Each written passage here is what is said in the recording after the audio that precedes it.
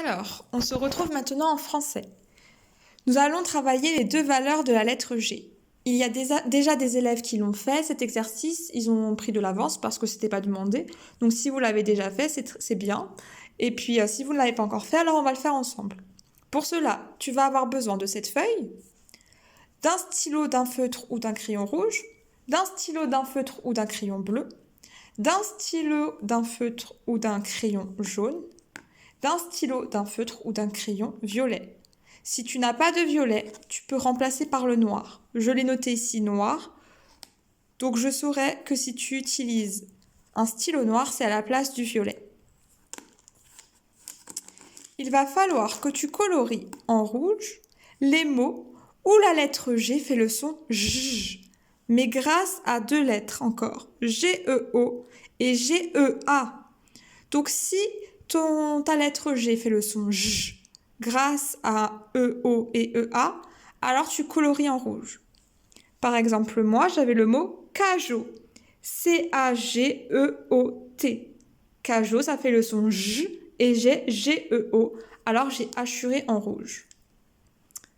Tu colories en bleu ou tu hachures en bleu lorsque le mot fait le son J grâce à la lettre G. Mais il n'y a pas G-E-O ou G-E-A. Par exemple, moi, en bleu, j'avais luge. L-U-G-E. Je n'ai pas G-E-O ou G-E-A. J'ai juste G-E. Et donc, luge, je l'ai hachuré en bleu. Ensuite, tu dois colorier en jaune. Si tu n'as pas de jaune, tu laisses blanc. Les mots où la lettre G va faire le son G. Par exemple, moi, ici, j'ai le mot galette, que l'on a beaucoup vu grâce au petit chaperon rouge. Ma feuille est un petit peu floue, je n'ai pas pu mieux l'imprimer.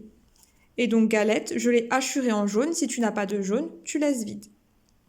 Et enfin, tu vas colorier en violet ou hachurer au stylo noir si tu n'as pas de violet les mots dans lesquels la lettre G fait le son G, mais grâce à un U. Tu as G-U.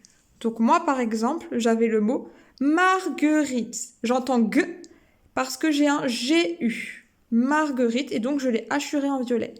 Si tu n'as pas de violet, tu hachures en noir. Ensuite, je te laisse prendre une photo et m'envoyer ton travail. Bon travail!